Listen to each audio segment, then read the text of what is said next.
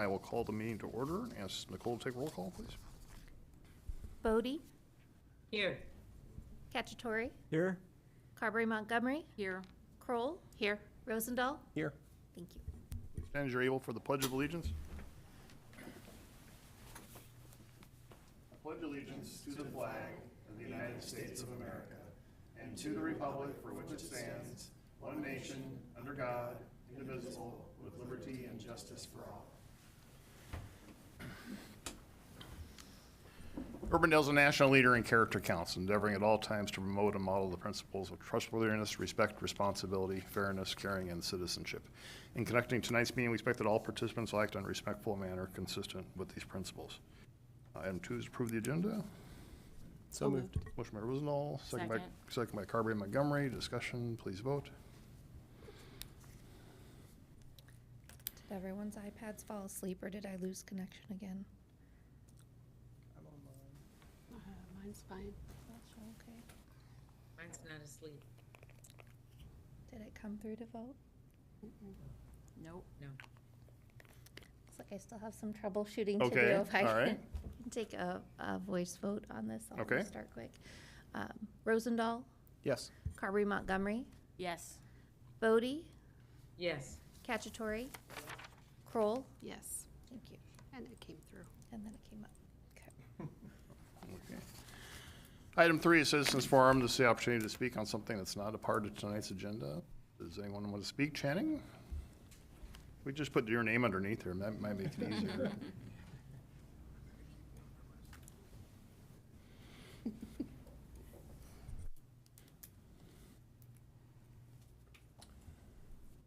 Good evening. I'm Channing Dutton. I reside at 3815 Greenview Drive, just a few steps away from City Council. And tonight, I don't want to talk about the cold, because as many of you know, I'm very focused on climate change, and I see the issue everywhere.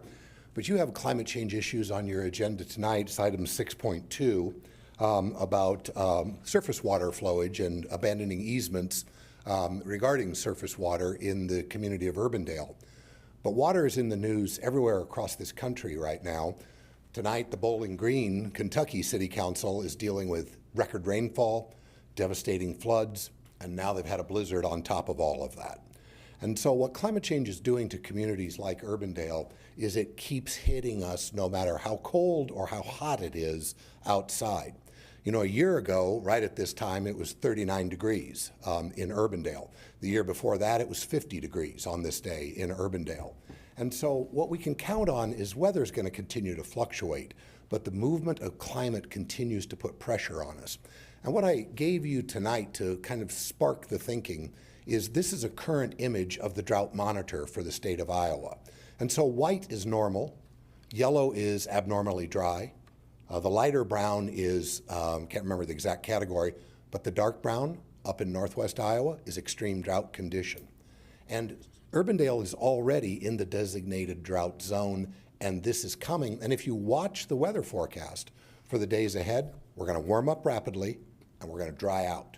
And that's where we're headed. And so as you continue to deal with your budgets and your responsibilities and charting a path forward for the community, I would urge you to keep your eyes on the real threat. And that is, how will this community function in the year 2040? Not that far for all of us. So thanks for your time and keep doing a great job. All right, thank you, Channing. Is there anyone else like to address the council? Okay, seeing none then. Item 4 is adoption of minutes. Are we ready to go, you think, on the votes? Okay, so first is item 4.1, the city council minutes from February 4. So moved. Motion by Kroll, Second. second by Cacciatore. Discussion, please vote.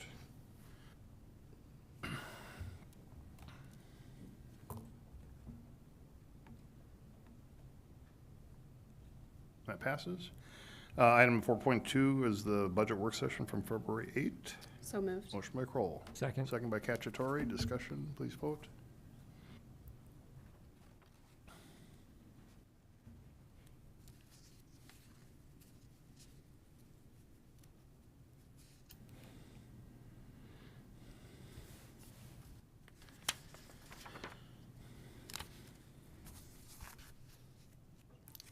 Did that come up for, Did that come up for you to vote? And I voted. Came up for Joe, it did not come up on mine. Still loading. I'll X out of it and see. I'm a I yes. resent it. Did you get it? Oh, I'm no longer have my X or my check mark. Did you get it, Bridget? Oh, I'm off too. Apologize. I'm not sure what's happening here. We look all good to go until until we go to vote. I'll take a voice vote if that Okay, is okay. all right. So Kroll, Yes. Cacciatore, Yes. Bodie, Yes. Carberry Montgomery, Yes. Rosendahl. Yes. Thank you. All right. And then lastly, the item 4.3, the budget work session from February 11. So moved. Motion by Kroll. Second. Second by Cacciatore. Discussion, you want to do roll call or Yes, please. roll call? Kroll, Yes. Cacciatore, Yes. Carberry Montgomery, Yes. Bodie, Yes. Rosendahl. Yes. Okay. You want to take a minute just to see if we can get it Yes. working again before we move on further?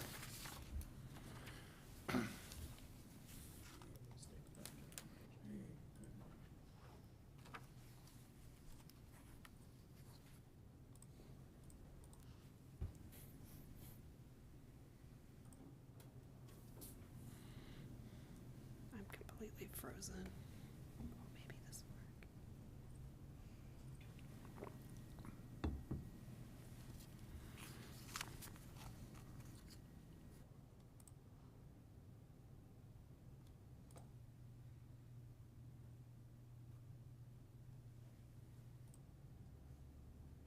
Yay.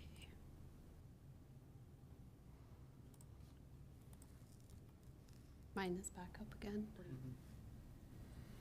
Should I vote on this? If you have, yeah.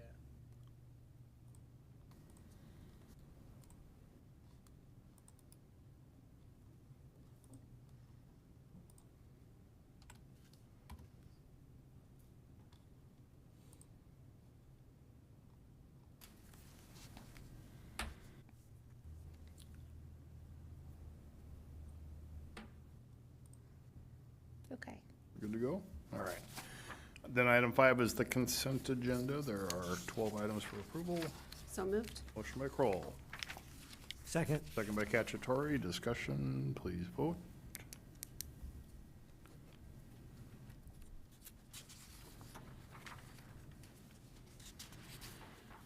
That passes. All right, move into public hearings. Item 6.1 is a public hearing to consider the development agreement with Hubble Realty Company and Line 7 Apartments LLC.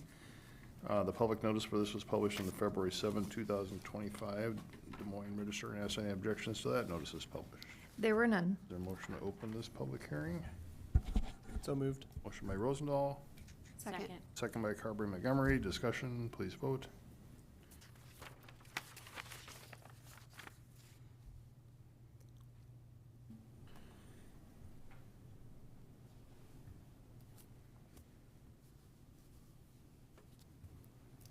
That passes. And introducing this is our Assistant City Manager, Curtis Brown. Curtis?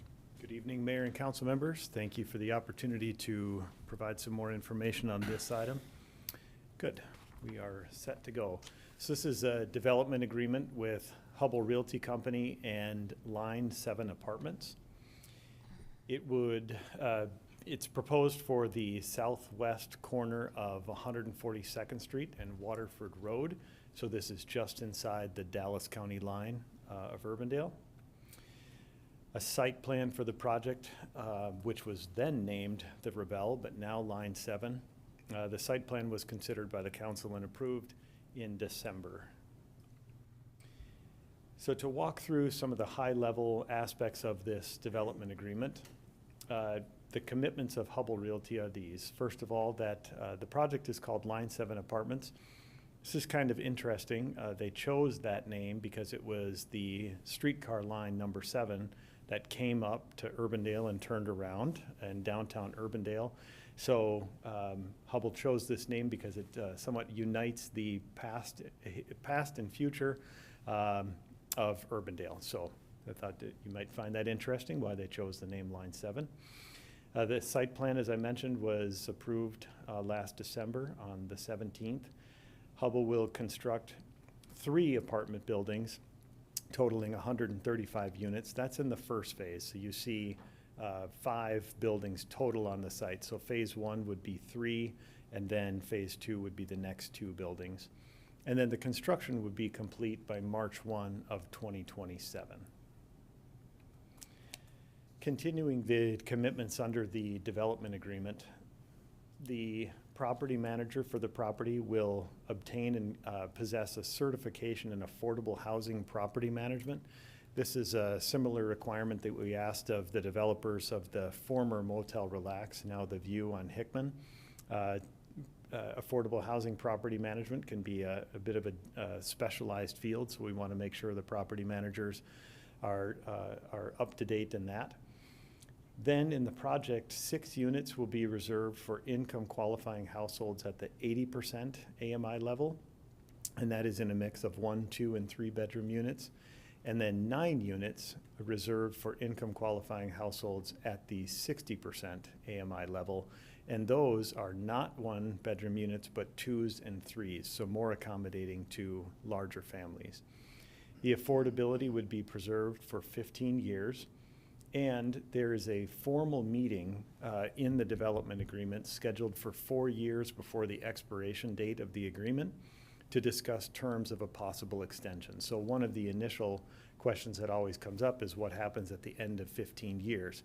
Well, the developer would have the opportunity to end the agreement in compliance, but we wanted to reserve an opportunity to have that conversation to see if there is an opportunity to extend that affordability. And that's, as I understand, a common policy issue that comes up in affordable housing is how to extend that affordability term. There would be a tenant selection plan approved by the city. Again, this is similar to what we've just accomplished with the View on Hickman. Also, that the project would accept the U.S. Housing and Urban Development Housing Choice Vouchers, more commonly known as Section 8. Now, my understanding of this is the 15 units that we have reserved for income qualifying units those rent levels are set at affordability that those income qualifying families can afford. The Section 8 vouchers would be brought by a Section 8 voucher holder to the project, and if the rents on the market rate units are set at a level that falls within what the Housing Choice Voucher would pay for, then the tenant could rent a unit at that property using a Section 8 voucher. And then finally, that the developer would participate in the city's crime-free multi-housing program, which is a program administered by the Urbandale Police Department. Again, that is the same requirement that we've asked of the View on Hickman. On the other side of the development agreement, our commitments as a city would be to provide a grant of $775,000 after the final certificate of occupancy is issued for the project. We would also monitor performance under the agreement on an annual basis. So some might ask, how did we arrive at $775,000? Well, consulting with our partners at the Polk County Housing Trust Fund and the staff that works in affordable housing at the City of Des Moines, we were able to get some guidelines on how to approach these subsidies. So typically, terms of affordability range from 10, which is preferred, to 20 years, which I understand is exceptional. Our development agreement is for 15 years. Per unit subsidy ranges are typically between $50,000 and $150,000, so we are at the low end of that. If you're doing the math, the 50,000 times the 15 years would get you to $750,000. But the additional 25 is that we asked for a letter of credit to secure their performance under the development agreement. So there's an additional cost to that, which the developer and city are sharing, so a total of $775,000. Typical cost allocations should be equal to or less than the percent of affordable units in a project. So in this case, We have 15 of 135 units, so 11% of the project is affordable. The total project cost estimated in the DA is $17.6 million. So that would, at the 11%, would get you to just about $3 million. But in our case, we are subsidizing these units at $50,000 each for the total of $775,000, which is more like 4.5% on the project. So, and then on the income qualifying range, typically 80 down to 40%. Again, this understanding if projects are receiving LIHTC, and in our case, we've got a mix of 80 and 60% units. Sometimes you need to go to design standard flexibility, so less quality materials, et cetera. That is not applied in this DA. So hopefully that gives you some context for how we arrived at the grant level in this project. Then, as I mentioned, security for the developer's performance. So if the developer does fail to meet the affordability requirements or exits the development agreement early, then we are owed $55,000 per year. That is a penalty, as it's somewhat more than the total grant of $775,000. Everybody expects that we'll continue the project through the full 15 years, but we are entering into this to preserve affordability, and so that is a penalty in the agreement should it terminate early or not reach the affordability. And then, as we'll monitor the compliance every year under the DA, we want to make sure that if something should not turn out as we expect, or if there's a breach of the agreement, then we have a standing letter of credit that would get us repaid the $775,000 grant or whatever is remaining, depending on compliance, as security. All that said, the recommendation, after answering any questions you might have, it would be to approve Council Letter 8077. And Kevin Laurie, representing Hubbell, is with us here tonight if there are any questions for the developer. I have Questions from the council? some questions. Imagine that. First of all, I just wanted to thank both of the city staff and Hubbell for coming together and working on this project, as affordable housing is one of our strategic priorities. So for everyone to come together is something that I am very excited about. But I have a couple questions or just clarifications. Could you scroll back Sure. a slide maybe? Okay, one. Here? Yeah. No, the one about this one. So what is what is it gonna look like each year? How are they gonna, is there a form? Are they gonna send us? Yep. Are they certifying the incomes of the tenants and then annually, and then sending notifications to us that they meet those? I mean, what does that look like in the actuality, You in bet. practice? So part of that is the reason that we want the property manager to understand the affordable property management. This is not new for Hubbell. They have done other affordable housing projects, so there's a level of familiarity there, which is great. But yes, there is a suggested format for documenting the tenants and their income levels, et cetera, year by year. And we also reserve the right under the DA, should we need specialized third-party assistance to audit those records. That is anticipated. So their property manager would annually, on whatever date, get the paperwork Yep, and from complete the that. tenants, fill out the form, submit it to us? For the tenants, I would imagine it'd be on a rolling basis as they Yeah, come in. yeah. But it'll be completing the form that we've asked them to complete using those records on an annual Okay. basis. And careful maintenance of records is another requirement in the development agreement.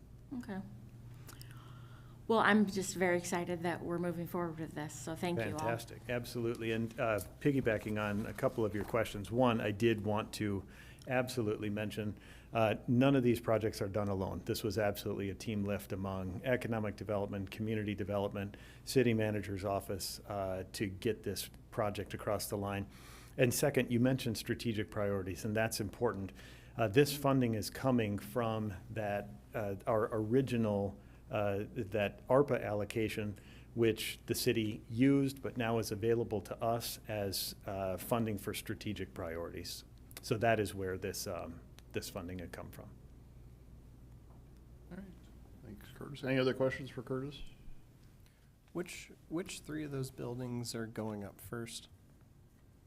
There you go. And Kevin, if I remember right, it is the north two and the bottom on the south furthest west. Did I get that right? Okay. Thank you. Anything further? All right, we are in public hearing on this item. Would anyone like to address the council on the item? Seeing none, is there a motion to close the public hearing? So moved. Motion by Kroll, Second. second by Carberry Montgomery. Discussion, please vote.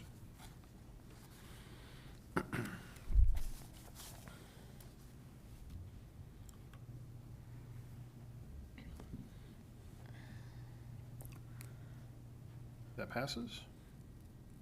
I'll move approval of Resolution 063-2025. Motion by Carberry Montgomery, Second. second by Kroll. Discussion, please vote.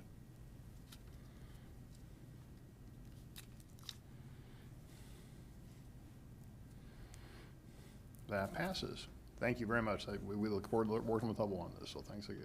So, all right, we'll move on to item 6.2 is a public hearing to consider the surface water flowage and storm sewer easement vacation for Lot 40 Jordan Lee Plat 1 at 5029 149th Court. The public notice for this was published in the January 31, 2025 Des Moines Register. And if any objections to that notice is published. There were none. Is there a motion to open this public hearing?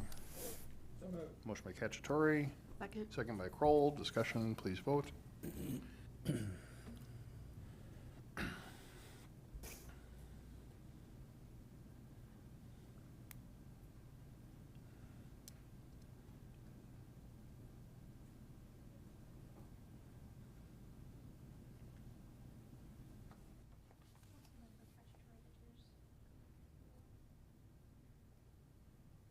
All right, that passes. And to introduce this is our Community Development Director, Steve Franklin. Steve? Thank you, Mayor. Good evening, all. So this is a request to vacate 2 additional feet of an existing easement. Back 2 years ago, there was a request to vacate 5 feet of this easement so that the homeowners could build a pool. And so we requested a as-built survey, and this drawing kind of shows everything that's going on here. So this hatch strip through here is the 5 feet that we previously vacated from this easement. It's a surface water flowage and storm sewer easement. So what's left was 20 feet of easement on this subject property, and then there's a 5-foot overlap with the adjacent property. So it was originally a 30-foot easement. We vacated 5 feet. 25 feet is what was left. They built the pool. They built a wall around the pool. We asked for an as-built survey to indicate that it wasn't in the easement, and in fact, it was in the easement by about 1.5 feet up at this corner.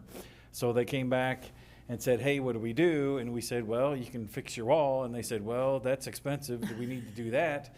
And we said, well, we can ask the city engineer if they could review the situation and see if we could vacate 2 more feet. So engineering did take a look at the situation. This is at the uphill end of where this swale would be, so all your water is running here toward the bottom of the screen. So they agreed that vacating 2 additional feet would be fine, with the condition that they regrade the swale within this easement to be over the top of the tile line that's in there, and then we would get a new as-built grading survey to indicate that it is all flowing properly. We'd check that out, make sure that is right before we would issue a CO for the pool. So that is it in a nutshell. Be happy to answer any questions. So a CO was never issued for the pool? Correct. Okay. Yep.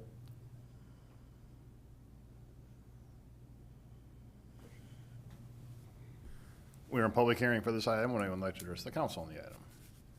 Seeing none, is there a motion to close the public hearing? So moved. Motion by Kroll, Second? second by Rosendahl. Discussion, please vote.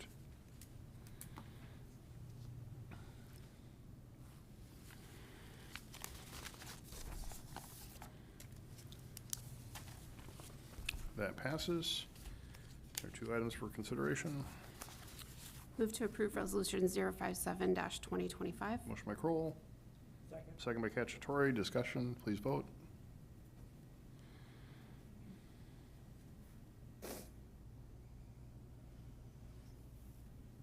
That passes. And motion to move the first reading of ordinance 2025-06. Motion by Kroll. Second by Cacciatore. Discussion, please vote.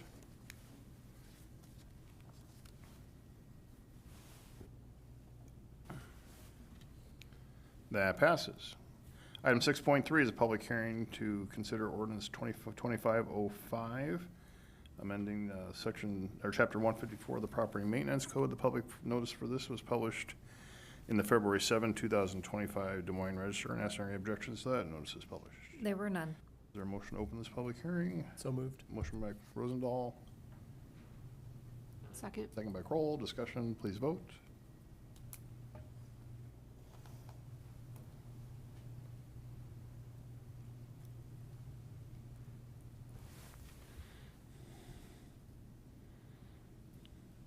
That passes. Steve?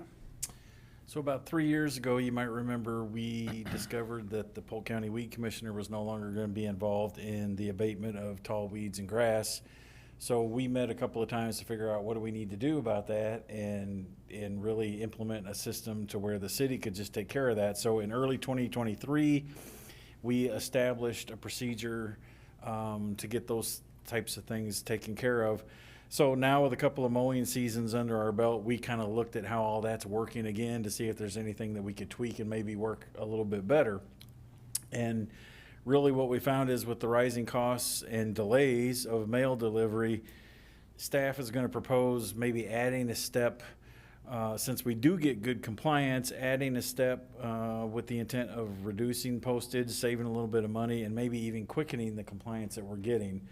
So the example we are going to throw out there is in 2024, we sent 99 certified mailings out at the cost of more than $1,000 to get tall grass mowed. 47 of those, or less than half, were claimed and came back to the city as being claimed. The other 52 were returned by the Postal Service as being unclaimed.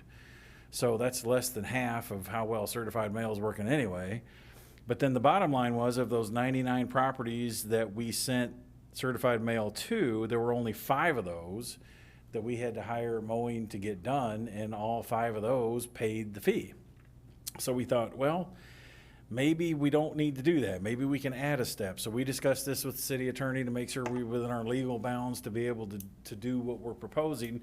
And essentially what we're thinking might be a good idea is to do, we go out, we do the inspection. If the inspection is valid and there is an issue, post something on the door right there on the property for 72 hours. And after 72 hours, if we go out and re-inspect and it still hasn't been taken care of, then we can do the certified mail. So it just gives us an additional 3-day window to try to get that compliance. Our compliance is excellent anyway. We're within our legal bounds to do this, and it just seems like, if it doesn't work and we need to go back and tweak it, we can. But why are we spending $1,000 on certified mail when we're getting really good compliance? And we kind of feel like this additional 3 days of actually posting something right there on the property might kind of take care of it. So our recommendation is to tweak this ordinance and try it this way, and we'll track it and see how it works. Maybe right. save a little bit of money. All right. Be Thanks, happy Steve. to answer any questions. Questions? So I guess if the more than half of them are not being claimed, I guess, I'm unfamiliar with the terminology for the certified mail. Right. People are just mowing because they have tall grass. Most of those people just figured it out and decided to mow. Ultimately, yes, I think Okay. that's right. As to why so many are coming back unclaimed, who knows? It probably a rental property or when it got delivered, they were out of town, or I mean, there could be a bunch of different reasons, but at the end of the day, to your point, people are figuring it out. Yeah. Like I I said, mean, of those to- 99, we only had to mow 5 of Right. them, and all 5 of those got paid, so, I think that's pretty excellent compliance, so. yeah. So our window would be notice 3-day, or like the posted notice, 3 days, Yep. and then it would be the certified And then mail. we would go to that same process and send out the certified mail. And part of that is because of the code, state code, that says if it ultimately could end up getting applied to the property, then that's what we have to do. But our hope is if they see something from the city posted on the property within those 3 days, they'll just take care of it. And are those business days, or does that also include weekends? Our assumption is it's calendar days, that it wouldn't just be business days, yeah.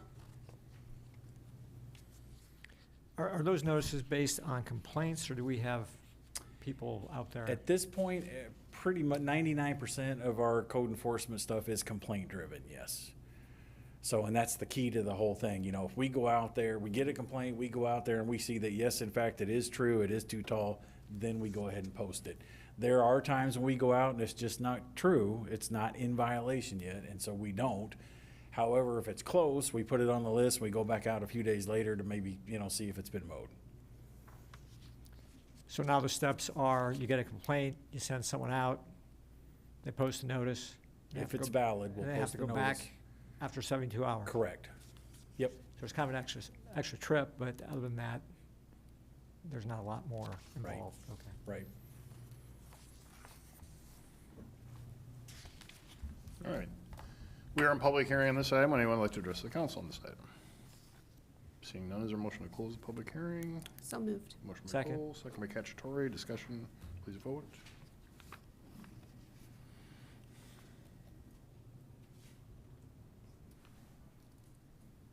That passes. There's one item. Motion to approve first reading of ordinance 2025-05. Motion by Rosendahl, Second. second by Kroll. Discussion, please vote.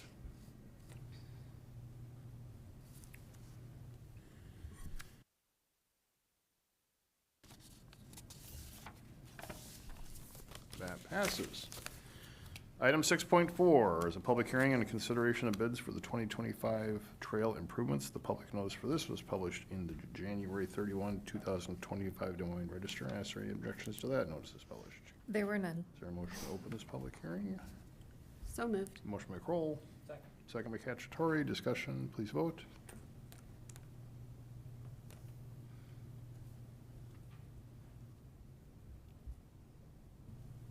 That passes. And introducing this is our Director of Engineering and Public Works, John Larson. John? Yep.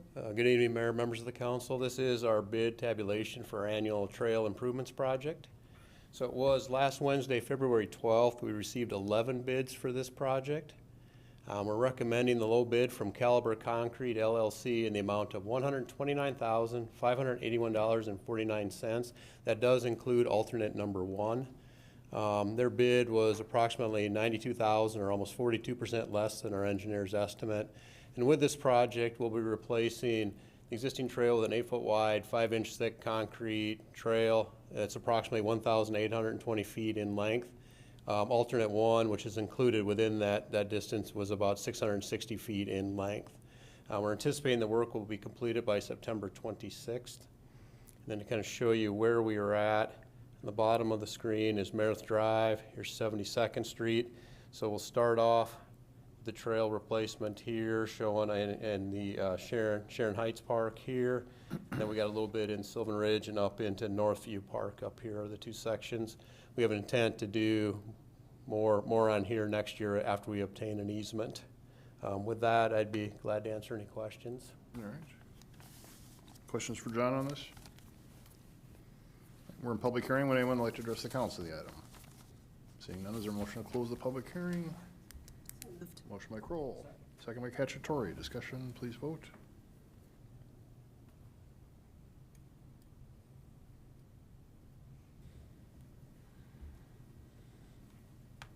That passes. Motion to approve resolution 069-2025. Motion by Kroll, second by Cacciatore. Discussion, please vote.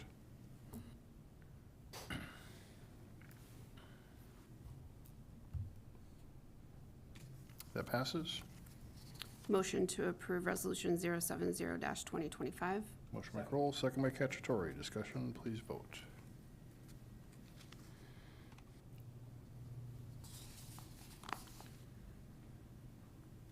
That passes. And motion to approve Resolution 071-2025. Motion by Kroll. Second by Cacciatore. Discussion, please vote.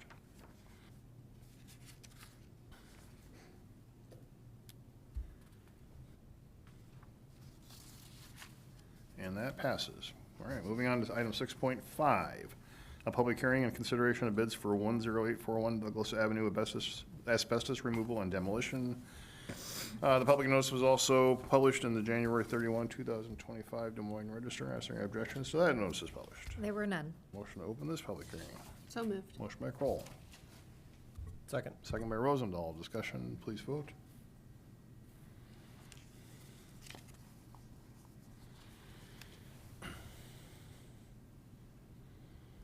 That passes. John? Okay, so this is the bids for the asbestos removal and demolition at 10841 Douglas Avenue. So again, last Wednesday, February 12th, we received 8 bids for the removal of the asbestos. And then we also received 10 bids for the demolition of the buildings. So with this, we're recommending the low bid from REW Services Corporation in the amount of $259,757 for removal of the asbestos. Their bid was approximately $270,000, or almost 51% less than our engineer's estimate. And then we're also recommending the low bid from Peterson Contractors, Inc. in the amount of $116,756 for the demolition. Their bid was approximately $143,000, or almost 55% less than our engineer's estimate. Wanted to also note that we do have a grant in the amount of $500,000 from Polk County to assist with the project, and we're anticipating all the work being done by June 27th. So just kind of show you where everything's at. Douglas on the bottom, 109th here, so we're northeast of the intersection. Here is the property here, so we'll be removing this building at the north end, a building here, and also the swimming pool. So basically, we'll have the site ready for potential redevelopment. With that, I'd be glad to answer any questions. So John, that is under the 500,000 from the county. Do we need to return or? is it Basically, reimbursement only? the agreement said they would like it returned unless a different arrangement could be made. And it's my understanding they would like to hopefully put towards a future project here. And you said June 2027 is when we expect to have the demo done June of this year. of this year? June 27th of this year. June And that was part of the Polk County agreement, was making sure we were done ahead of that deadline. That's what I wondered. Okay. Was the sign removal earlier, or late last year, part of that 500,000, or was that something out of city That was the pocket? actual property owner's responsibility. Okay. As part of our purchase. Got it. All right. We are in public hearing for this item. Would anyone like to address the council on this item? Seeing none, is there a motion to close the public hearing? Motion by Cacciatore, Second. second by Rosendahl. Discussion, please vote.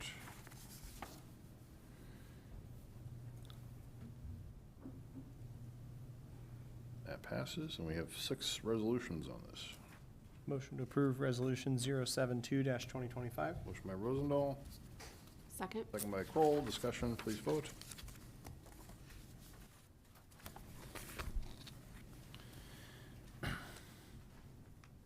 That passes. Motion to approve Resolution 073-2025.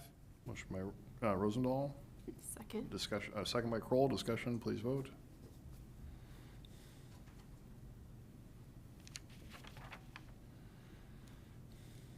That passes. Motion to approve Resolution 074-2025. Motion by Rosendahl, Second? second by Kroll. Discussion, please vote.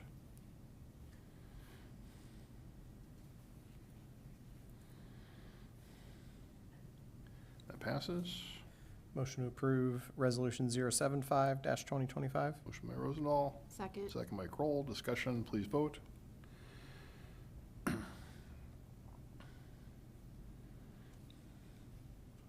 That passes. Motion to approve Resolution 076-2025. Motion by Rosendahl, Second? second by Kroll. Discussion, please vote.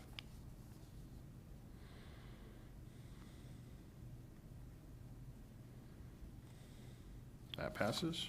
And motion to approve Resolution 077-2025. Motion by Rosendahl, Second. second by Kroll. Discussion, please vote.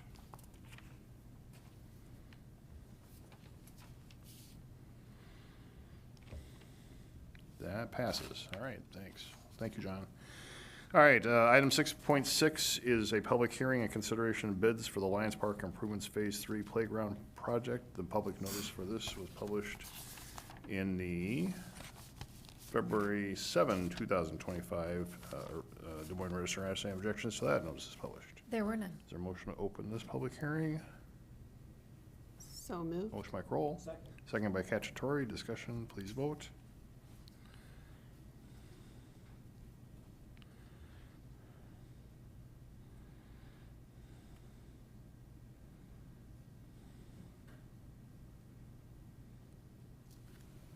That passes.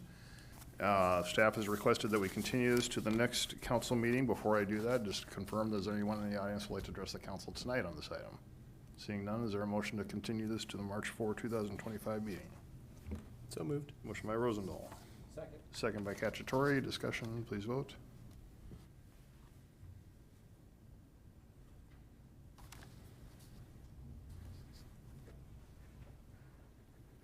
That passes. All right.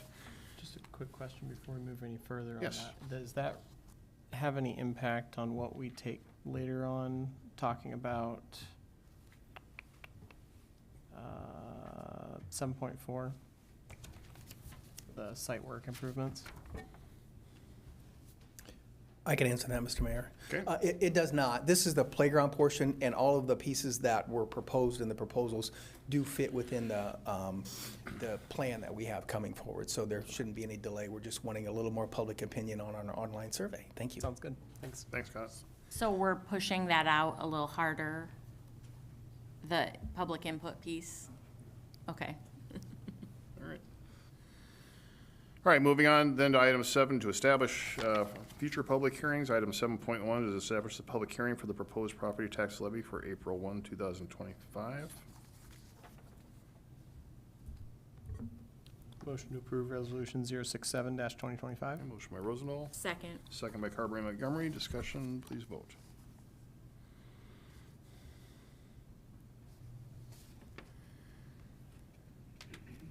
That passes. Item 7.2, we have a series of proposed resolutions to establish the public hearing for the general obligation capital loan notes series 2025. Move approval of Resolution 064-2025. By Carberry Montgomery, Second. second by Kroll. Discussion, please vote.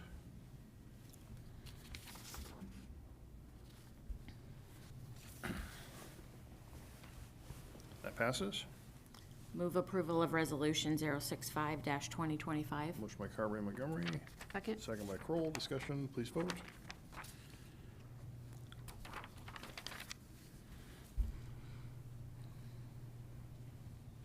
That passes.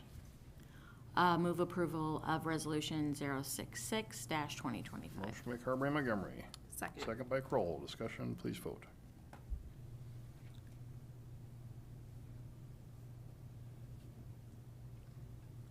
That passes. Item 7.3 is establish a public hearing for the 114th Street PCC sidewalk, Aurora Avenue to Douglas Avenue for March 18, 2025.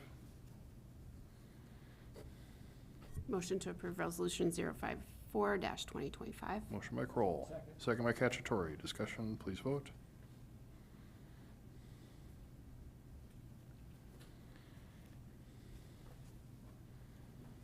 That passes. And finally, item 7.4 is to establish a public hearing for the Lions Park Improvements Phase 3 site work for March 18, 2025. Move approval of Resolution 062-2025. Motion by Kroll. Second by Cacciatore. Discussion, please vote.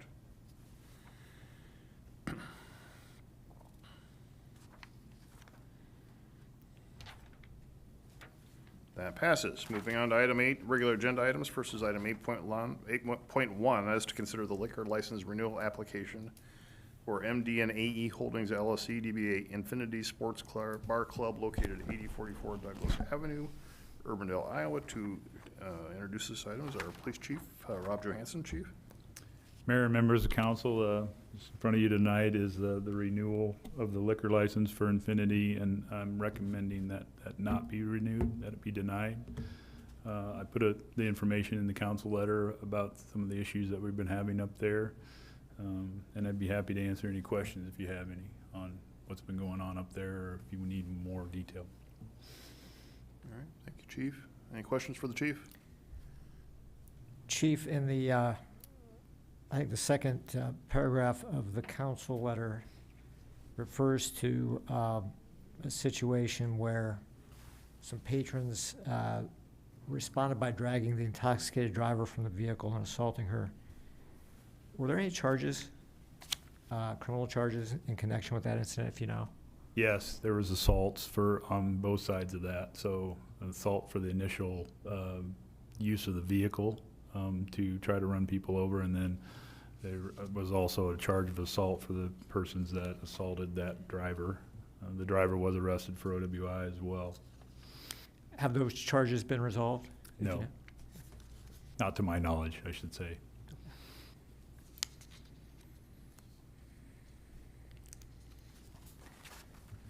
All right. Any other questions? There's also a reference to a jury trial on the serving of alcohol beyond the reduced hours. And that's set for March 10. I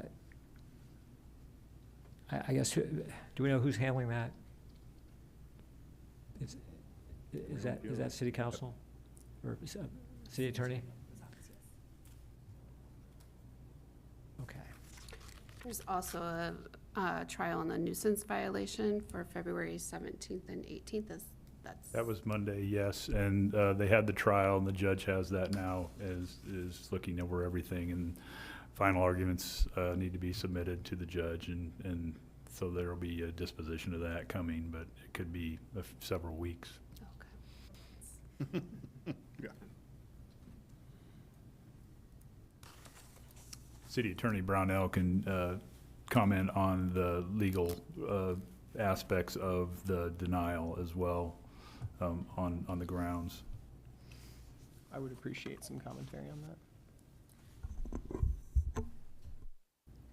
I don't know if the specific question is what the grounds are, but I can share that this is different than perhaps previous license renewal applications that have come before council, in which the good moral character standard was being examined.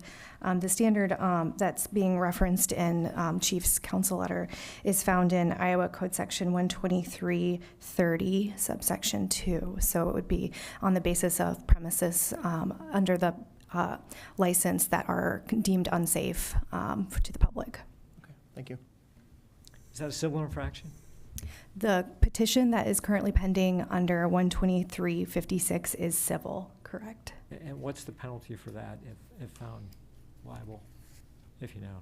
If the court finds that a public safety nuisance exists, the court has several options. 12356 is really a statute that allows the judicial branch to work in tandem a little bit better than perhaps before that legislation was passed with the Alcoholic Beverages Division in administering nuisance abatement orders. So if the court were to find that a public safety nuisance exists, the court would enter the judgment declaring that there's an existence of a nuisance, and then the court would order whatever remedial action the court deems appropriate. So there's a lot of flexibility under the statute. Some of the options are may include but not be limited to temporary closure of the licensed premises, revocation of the license for whatever period of time is consistent with other code sections under Chapter 123, required change in business practice or operations, or posting of a bond. The remedial action can be up to 2 years, and temporary closure of the licensed premises is one of the options available to the court. And what would be the effective date of a denial if it were to happen tonight? The licensee has the ability to appeal, and I would have to look back at the division, Alcoholic Beverages Division's timeline. I believe it is 30 days. And so if there's an appeal within that 30 days, the licensee continues on with what's called timely filed status as a licensee until all appeals are exhausted. Chief, I'm seeing on here, from January 1st, 2024 to November 16th, 2024, there's been 69 calls. Has there been any calls since November 16th? No, we've had, so we filed the nuisance violation that Maria has been referencing, and that was served on November 1st, and that restricted the hours of the business and to be able to, they can only serve alcohol until 10 p.m. They were open the first few weekends after that, and that's where the violation of serving after 10 p.m. came from, that we're talking about for the March date, court date coming up. And after that violation was served on them, it does not appear that they've been open much since then, and we have had no other calls there.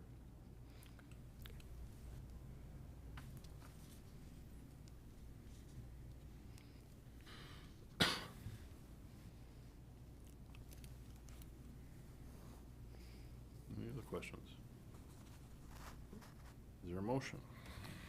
Motion to deny renewal of liquor license for MD&AE Holdings LLC, doing business as Infinity Sports Bar Club.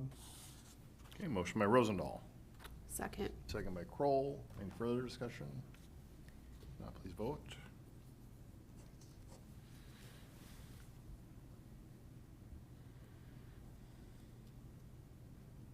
That passes.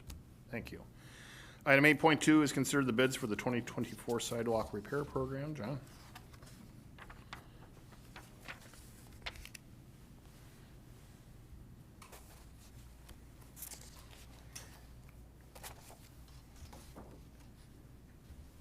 Okay. Again, yes, this is our bid tabulation for our annual sidewalk program. Maybe a little bit of background on this. So the city inspects one quarter of the city each year. So every 4 years, we review the sidewalks. When we find a defect, we notify the property owners, give them, and we usually do the inspection, I should say, in May, give them till the fall to do the repair themselves. If they choose not to, then we come in and do the project ourselves. That's why you see, it's called the 2024 sidewalk program. It's the year we start the inspections in. We actually do the work in 25. So it was last Wednesday, February 12th. We received 10 bids for this project. We're recommending the low bid from Midstate Solutions LLC in the amount of $33,643.25. Their bid was almost $16,000 or 32% less than our estimate. So we have 87 locations that will be repaired. And I'd like to note, in the memo, we'd said 3 locations were our responsibility. Looking at it closer, there's actually 4 locations that'll be the city's responsibility. And our share of the cost will be $3,173. And we're anticipating all the work being done by September 19th. So showing you the map of where we're at. So the inspection area, we got the interstate here, Hickman, and then Douglas. So this was our inspection area. The other ones, we usually don't have quite so many outside our inspection area, but this year we had several concerns called into us. So again, we roll those into this program and get those areas repaired. And then where the city shares at, we've got 2 locations on 100th Street, one along 86th Street, and then one that's in Murphy Park. Maybe it's good to note, the bids this year were much less per square yard than they were last year. So again, I think our residents got good prices this year. With that, I'd be glad to answer any questions. All right, thanks, John. Questions for John? These are typically, like, since they're done in bulk, you would think they're typically just generally less than if somebody would go out and do it themselves. Typically, yes. Yep. Because again, a lot of times if you're doing just one and you're having somebody do it, they've got the extra charge for bringing the concrete out versus, a lot of times these contractors will pour several in one day and kind of save on that cost.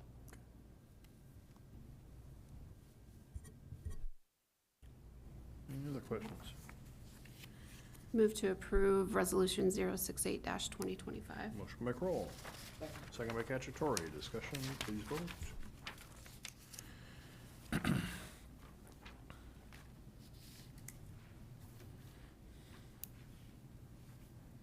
That passes. Excuse me. Item 8.3 is consider the city newsletter software as a service contract with Axios HQ, and introduce this is our communications director, Derek Zarn. Derek? Before you tonight is a contract renewal for our e-newsletter service. Our newsletter's we revamped our newsletter last year, as you remember. It's been very well received by the residents. This contract is before you tonight because we're committing to a 2-year contract with the vendor because it'll save us $1,000. Happy to answer any questions. As part of the newsletter, you get like a dashboard with results on kind of open rates and engagement and feedback. Yep, so every month, towards the end of the month, when those come out, send those to the city manager, who then includes them in your monthly update. All right, is there a motion? Motion to approve resolution 026-2025. Motion by Rosendahl, Second? second by Kroll, discussion. Please vote.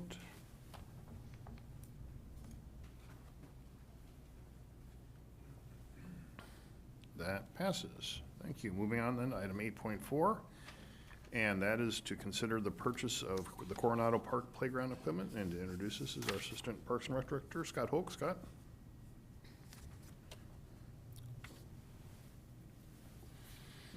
Thank you, Mayor and Council. Scott Hoke with Parks and Recreation. We actually have 3 playgrounds in front of you tonight, so all the slides are going to look about the same, but there are some differences in some of the features, so we're excited to share those. First one we want to talk about is Coronado Park. Coronado Park is kind of located along Sandler Drive. You can see the Parks and Public Works building just to the south of it there with all those lovely solar panels on top. This is a close-up of the current playground, which was installed in 2001. The new playground will have multiple climbers. This one will have, as far as for swings, 2 belts, 2 tot, 1 companion, and 1 tire swing. The vendors were asked to submit a proposal not exceeding $105,000 for the equipment and delivery. And this is a little lower than the other 2 you might see, but we're planning to install this one ourselves. We don't do that too often, but it's a $20,000 to $25,000 investment in the installation. This one's really close to our shop, so we thought we'd give it a go and see how we do. I've installed them in other places. They're very doable, very well laid out. It'll just take us a couple days to get that done, we hope. We had 8 vendors submit bids for a total of 12 or 13, depending on what number you read there. We did send letters to the neighbors that kind of border the park, and then of course we posted on our social media sites. We had 18 online comments were received, and then we review with city staff under 4 categories. We score based on play opportunities, site compatibility, the inclusion and accessibility components, as well as the cost value. And then the design option from Burke Recreation received the most support. And then I'll also share, and I'll share this on all of them, the color palette will be selected at the time of ordering. There's a couple that you'll see that the colors would not be something that we'd want to put in one of our parks we feel. This is the Coronado one. Again, it's got multiple slides, great swings, so it's going to be a nice addition and replacement for that park there. These are a few of the other features. This loop slide is kind of a new thing. They're the only vendor that have it where you can slide down. You don't actually have to exit the slide, and then it's kind of almost like a little climbing slope that you can get back up. It's a very nice inclusive piece, as well as the tire swing, and then different companies call their expression swing or companion swing, which is a great feature that we get a lot of positive comments on for those that we have in our different parks. Again, Parks and Recreation staff will be installing this equipment, but we're hoping for a midsummer installation, and staff is recommending the approval of the equipment for Coronado from Burke Recreation in the amount of $104,379.90, and I would be happy to answer any questions. All right. Questions for Scott? I very much love that the park features include pirate ship references, because this park will forever be known from my kids as the pirate ship park. Yeah. And so it can always continue to be the pirate ship park. Well, Yep. the pirate park at our house is the Horizons Ridge. Horizons Ridge was also a pirate theme, so we decided to veer off at least on one of them. And actually, I don't think any of the proposals for Horizons Ridge were pirate ships on that particular one, so. But we- my kids we are re- much older than yours, so they can enjoy it longer. Yeah, we are reducing our fleet by 1 in this situation. Are you moving that? Yeah, I'll move it. All right. Motion to approve the bid for Burke Recreation for Coronado Playground equipment. Motion by Rosendahl, Second. second by Carberry Montgomery. Discussion, please vote. That passes. Item 8.5 is consider the purchase for the Ashleaf Park playground equipment.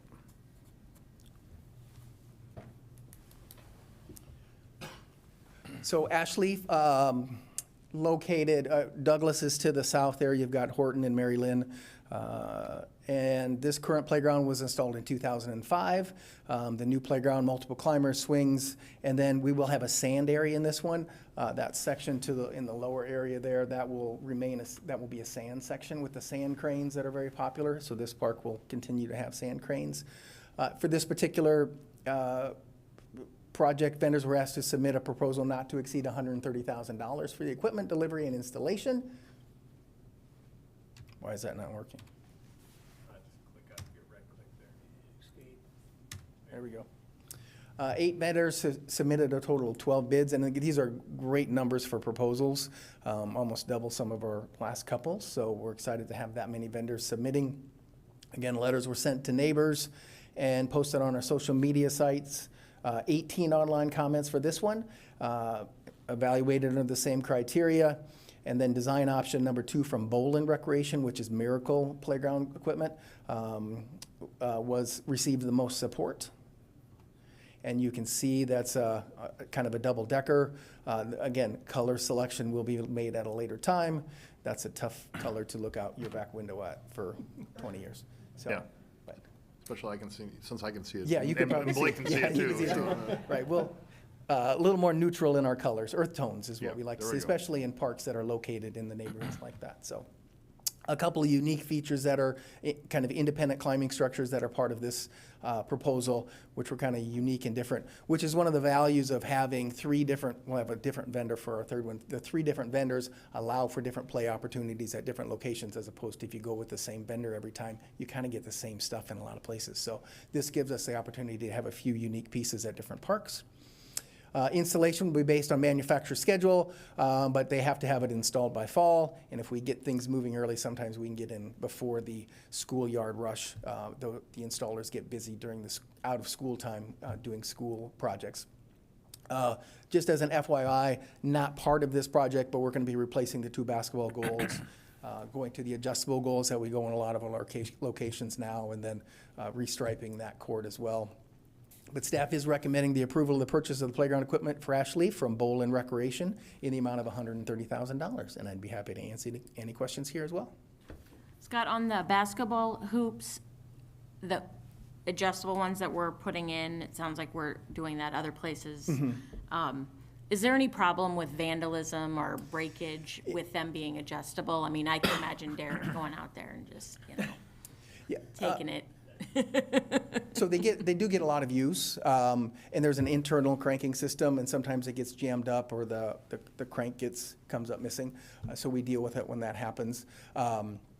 We actually have an internal cranking system just as an extra one at the shop. So when one gets damaged, we just go out, pop the new one in, take the other one back, repair it, or get a new one at that point. So we can usually move pretty quickly once we know about it. So, but So yeah. not generally more problematic or anything? No. And it gives a lot more variety for the Yeah. kids that are there. No, I appreciate it, but I also see older teens maybe wanting to Yeah, play extra hard. right. Yeah, when you can lower that to Or that 8-foot adults, height like, to dunk it, that's what the mayor's looking for, is that lower height. That's to right. Power. So- You've seen so my we do have vertical some leap, issues. yeah. But they are a fortified rim. It's a double rim, so true shooters don't like it that much because of that double rim. It doesn't play as well, so Jan doesn't like them. So, but for those of us that don't care about that, they hold up a lot better. Thank you. Is there an opportunity with like when we're talking about the internal crank system, to have like some sort of sticker or something on there that basically lets people know, like, if it's not working? Oh, yeah, we Who to could put call? something on. Yeah. I think that for would be sure. helpful. Yeah. Is there a safety standard resource or reference that the city relies upon when looking at this playground equipment? Yeah, so there is certification out there. We use two different standards, the ASTMA and then the, I don't know what the other one's initials are. But there are two standards that we require all the vendors to have as part of the purchase. Yeah. And does the part, like at what point, like, I mean, the installation's variable, but is the tear out basically X number of weeks before delivery, or is it something where like there's a point where you tear it out and then just there's an empty space? Yeah, so we'll get the delivery probably within the next, probably 8 weeks, once we order, right? Once it's ordered, we get it within 8 weeks. We actually store it down in the cold storage in our shop area. So we had 4 different playgrounds last year sitting in our shop. And then what we're doing then at that point is waiting for the installer. So we communicate with them. We ask them that we want a 2-week notice before they're gonna show up. And then we just try and take it out the week before, but we want that 2 weeks in case we see weather's coming or it's 4th of July week or something like that. So we usually communicate with them. So it's usually out for a week and then they start installing it, barring no weather issues or barring, every once in a while a piece will be wrong and that can delay the reopening. But usually it's about a week. Now the regional park one that we just did, that was a bigger project, so that took a little bit longer. But these are about a week. Sounds good. But what kind of warranty do we get on this equipment? So they all have a 10-year warranty, and that's just almost standard in the industry. And then we try and usually get about 20 years out of a piece. Sometimes we last a little bit longer depending on the use. Sometimes it's a little bit quicker turnover, just because like Lions Park will be a little bit quicker than that 20 years because the amount of use that they get.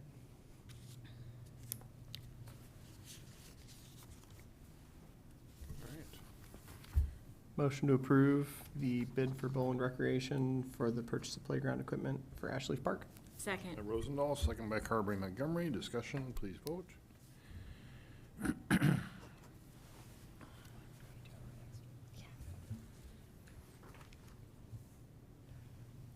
That passes. Item 8.6 is to consider the purchase for the Horizons Ridge Park playground equipment. Thank you, Mr. Mayor.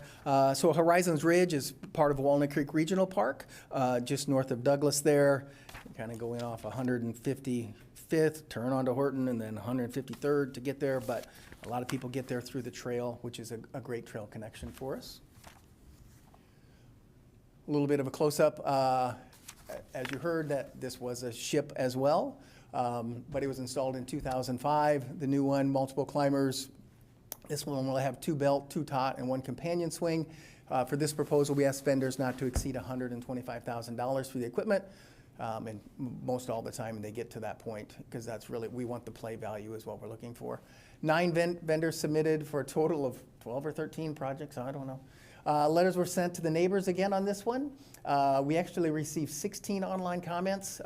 Just FYI, Coronado was 31 online comments, so we got a lot of comments in Coronado. I think I skipped that.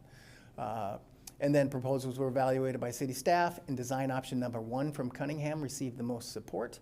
And this is an image of what that will be. A lot of fun features on that one as well. Here's just a different angle of that piece.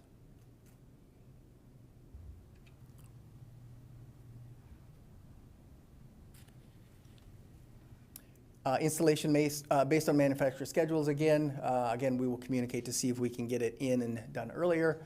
But staff is recommending the approval of the Horizons Ridge playground equipment from Cunningham Recreation in the amount of $124,997.15. And I'd be happy to answer any questions. Well, I'm sad to see the pirate ship go, but my kids have aged out, so. They do call it the secret part as well because they only knew it from like walking along the trail and there's the playground. So it was the secret park, so. But I will move approval of Council Letter 8065. Motion by Carberry Montgomery, Second. second by Kroll. Discussion, please vote.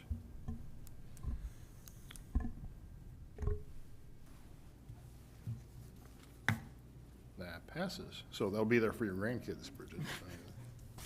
Thanks. Wow. Ouch. Item 9, special topics, information and discussion. First is item 9.1, the postal code update. David? Yeah, and I apologize for the go-around on 9.1. I did send an email to the mayor and council kind of late this afternoon, just saying we need a little more time on that. So stay tuned, and there will be more information forthcoming on that as soon as possible. Going to jump to 9.2. Talk about the listening session format. I got together with Derek, Nicole, and Curtis, and we started to talk about and plan for the next listening session format, and we had good discussion about the kind of the history of that and how those came to be, and helped bring me up to speed on it. And I know that initially there was really good turnout at a couple of them, and then maybe the last one not as much. So we're just here to really come back around on this topic to see if the mayor and council are really resolute in that format. If we really want to alternate, 2 locations twice a year and have a somewhere else listening session, or is the council open to maybe looking at a deep dive on issues? Those could be further defined here in the coming weeks, and we could have more discussion on it. That could be legislation, it could be a singular topic, it could be a few singular issues where you hear from the staff and actually go deeper into issues. It just seems like there's a lot of, there have been a number of issues where it feels like, at least to me as the outsider, it feels like there's desire to go deeper than maybe the time frame that we had for those issues was. So just in combination of that, plus the fact that the turnout wasn't as strong, we just wanted to throw out the concept of maybe doing a deeper dive as an alternate, if the council was willing to do that and interested in that. If you're sold on the listening sessions in that format, no worries. We'll go to work and we'll bring something, have something ready to go in April for the next session. There's a lot going on at the city right now from my perspective. So we wanted to offer that as an opportunity. Obviously folks can come and attend. It can still be a listening session. They can learn from whoever's presenting. That would be topic based. People can call in. There's lots of ways to engage. If we feel like we need to go out and meet the community in other locations, that's great. If you're interested in, maybe hearing more about a couple of issues that we could go deeper on, it could be queuing up future policy decisions based on what's timely and what's needed. It could be looking at specific parts of the plan and what we're doing. So just before we spent time creating another listening session that was kind of similar to the last one, we wanted to come back and see what your thoughts were on that. Well, I feel pretty strongly about having the listening sessions. I guess getting out into the community is something that I think is important. I was super disappointed in the turnout, the last one in my neighborhood. But I don't want to give up on them. I mean, we've had, other than that one, I mean, I don't know how many we had, 3 maybe before that, 2? 2 others.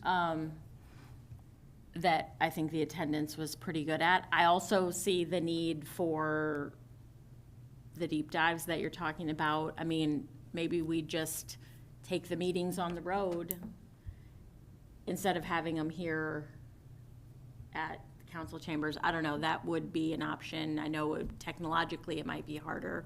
I'm looking at Nicole smiling, but I just think it's important for us to get out into the community, and we have our regular attendees at the city council meetings, but we saw lots of new faces at the first 2 of the 3 ones that we had, and I don't know if it was a bad night or what happened, but I feel especially strong that we need to be present on the west side of the community as well, on a somewhat regular basis, even if it's just annually doing something out there.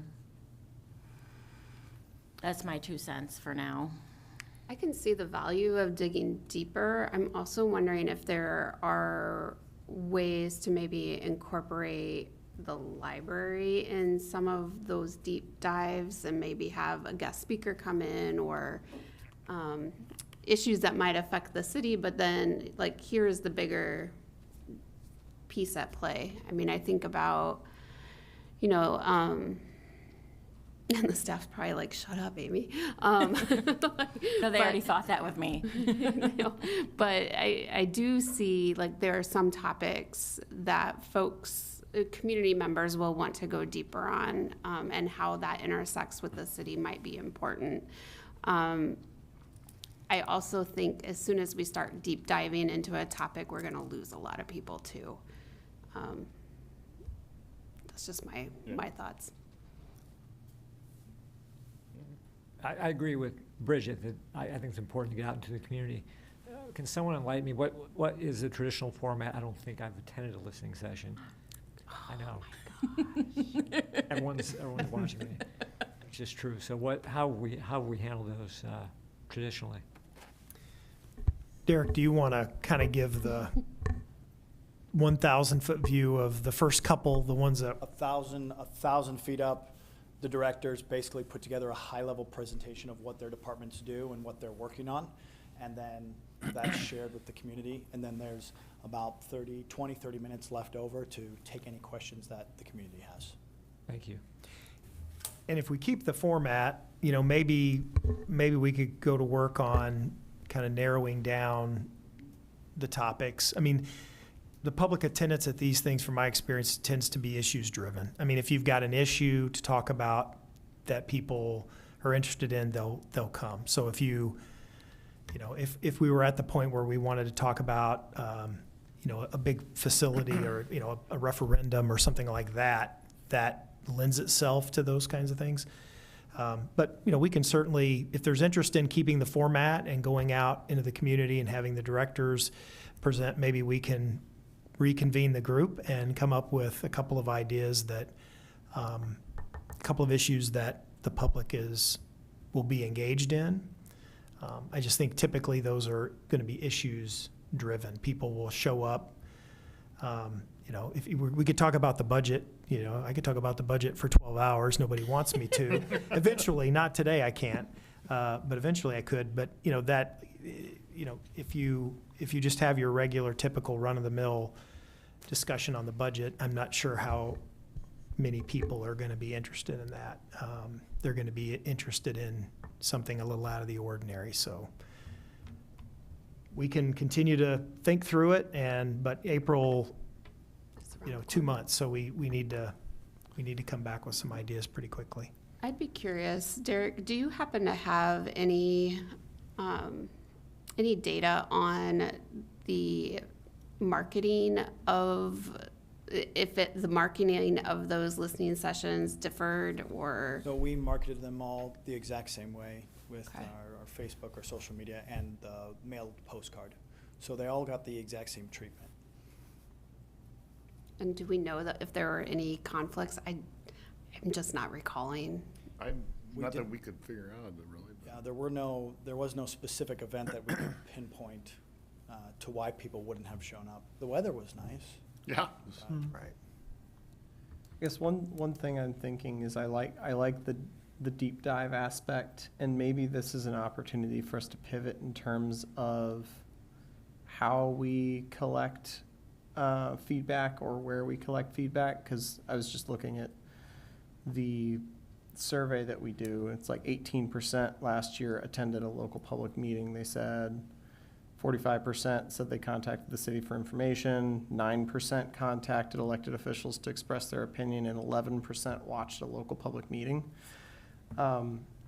Is this, because a lot of the times we're asking people to come to us, and so is there an opportunity for us to go to them, things like National Night Out, is there an opportunity for a council member or two to basically have a table there that's please, we're here and you're here, and is there something that's important to you that you want to talk about, that type of opportunity to get us in front of them a little bit more often, just to make ourselves available.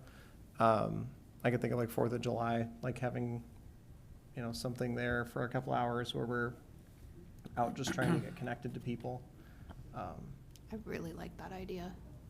And National Night Out is a great example, because I always feel like we're there, but outside of wandering around, like, Right. what are we doing? Because then So- we can at least kind of like, there's a spot where maybe we set up shop where, like, there's a couple of us that can make it that Yeah. time, and, Are there still parties in the park? That could be another. yeah, Party in the Park would be a good one. Like the movie we had out west, for Hispanic Heritage Day, month is the word. Just, I don't know, thinking along that line, because then that's less structure that we have to put in from a staff level for that kind of engagement, but we also then are still trying to meet people where they're at. Just a thought. This is Pat. I'd like to say I think that's a really great idea, and we could have it almost a focus group format, like at a certain time during the 4th of July or at a certain time during National Night Out. We'd have a table or two or something like that with a council member or two at those, with maybe some preset questions we want to ask the public, and we want to open it up for them to express themselves as well. Something along those lines. Also like the deep dive idea. I could see us going and doing something similar to what we had in the past for format, but then opening it up and specifying that at least one topic we will make a deep dive on might be, for example, affordable housing or sustainability, something broad enough that would probably be of appeal to quite a few folks, but still dig a little deeper about what the city's doing on a particular topic might be the way to go. I would add Curtis and I had a great time at the 4th of July. I feel like we talked to more residents than we sold shirts, but I think that was the good opportunity too.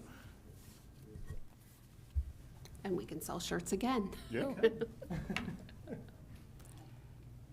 I Okay, think we'll put- ultimately, I don't think we're looking to add any additional meetings or expectations on staff. We recognize that they're already stretched thin. And so whatever we can do to help alleviate some of that, we're open to doing that. I'm assuming. Okay. I sure agree with that. I think some of the things we're talking about all we need would be a sign and a time and a table. I'm just envisioning the like Charlie Brown like advice like table. I don't know. Lucy. We will put all that in the blender and mix it up and come up with something fantastic. Are we looking at the 5th Tuesday then in April as the potential date for whatever comes out of the blender? That was the original, yeah, that was the original thought, was to stick to that time frame. We have some work to do, I think, in the meantime to stay on course for that, but yes. Well, that would only be if we go ahead and do something extra. Otherwise, we're talking about kind of incorporating it into events that are existing, right? Right. Which might be a very cool way to go. I heard, yeah, and for the record, I kind of heard both. I heard there's some interest in keeping the format that we have, and there's some interest in trying to create opportunities for the council to engage the public at some of these already identified events. So maybe we'll shake something up and come back with a couple of different options for the council to choose from. Sure. If we only get to vote for one, I'd say I'd like an audience that we know is going to be there. So. Okay. All right. Thanks for the input. That's great input. Moving on then to mayor and council items. Amy? I feel like there should be a lot, but I'm not sure what there is. So we had, I guess, great work by Public Works to get things cleared. And yeah, as always, no complaints about roads or anything of that nature. We had a Human Service Strategic Plan meeting on Thursday, which seemed to go well. I feel like we're slowly getting to some strategies that might make some sense. Thursdays was more of a team building exercise, not really designed on strategies per se, but there is some movement in most of the groups. I've met with most of them individually, and so things are still moving along. All right, thanks. Joe? I had a tour of the new location for the Urbandale Food Pantry since our last meeting, and great project, obviously, and Patty thinks that the remaining money to be raised will be raised by June. So it looks like everything's on track, and I'm pretty excited about it. It's going to be a great facility. Yep, thanks. Blake? I want to encourage everybody to read the All Urbandale Reads book. It was a good mix of human experience, emotional and personal growth, dystopian future and fantasy with climate change, thought-provoking. So I encourage everybody to read it. Wow. It's a good book. It is a good book. And I just wanted to thank staff for another action-packed and effective budget meetings. I think it just goes to show that the city and staff is incredibly effective for the people in the city. Absolutely. Thanks, Blake. Yep. Bridget? We have a public, or a work session budget meeting for DART on Thursday. Don't really know what to expect there with so much up in the air with Reimagine DART, but I'm not expecting anything too negative to come out of it, I guess. Hopefully you've all had a chance to get your availability for those March dates back to Angie, Amy. So I did today. that's all. And yeah, thanks everybody for all the hard work with budget and our first big, huge snow and the cold. Yeah, no kidding. Pat? Per usual, ditto, all of the above. I also really want to call out how exciting it is to see that Hubble project and really thank people for the work done on that as well. I also want to make folks aware that I think the meeting is tomorrow morning at 11:30, but today or late yesterday was filed a Senate Journal Resolution number 6 to rescind the formation of the Natural Resources and Outdoor Recreation Trust Fund. This was also known as I Will, voted on in 2010, received more than 2/3 of the vote from the state of Iowa. Similar resolutions for counties who have tried to do bond resolutions to improve our water quality have passed with upward of 70 or even 80% of the vote. And this is being backed, I think, by 17 senators. I could be wrong about that, trying to get rid of that constitutional amendment, rescind it in some way, that would, if a sales tax is passed of 3/8 cents or more, 3/8 cents was to go to fund that trust fund, and that would not happen. So they're potentially setting up to do something strategic with sales tax, potentially, and not include the trust fund. I wanted you aware of that. As a conservationist, I am devastated.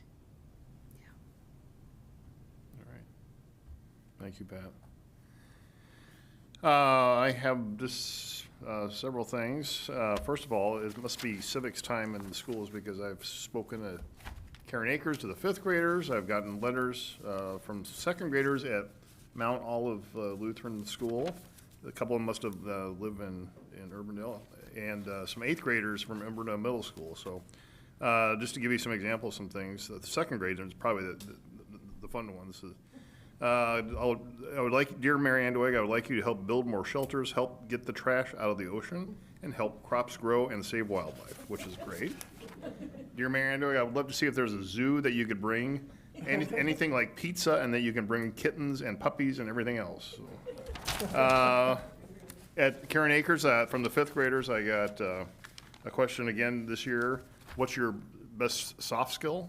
And that always stumps me. So the fifth graders are thinking, because they talk about soft skills in school. And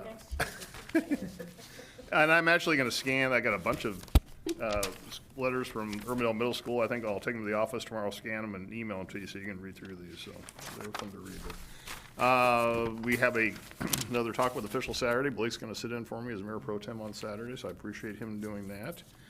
And we continue with this week, you know, the annual meetings of some boards that I sit on as the Urbandale rep are continuing as far as the Polk County Conference Board, the Dallas County Conference Board. I think that those are the assessor's office annual meetings that we set the budget for the assessor's office, and as well as the EMS board. So those are all happening right around now too. So in addition to our budget, that's what I do as the Urbandale's representative to those boards and commissions. So that is all I have right now. So with that, we do have a closed session item. So is there a motion to enter into closed session pursuant to Iowa Code 21.51J regarding real estate? So moved. Motion by Rosendahl, Second. second by Kroll. Discussion, please vote.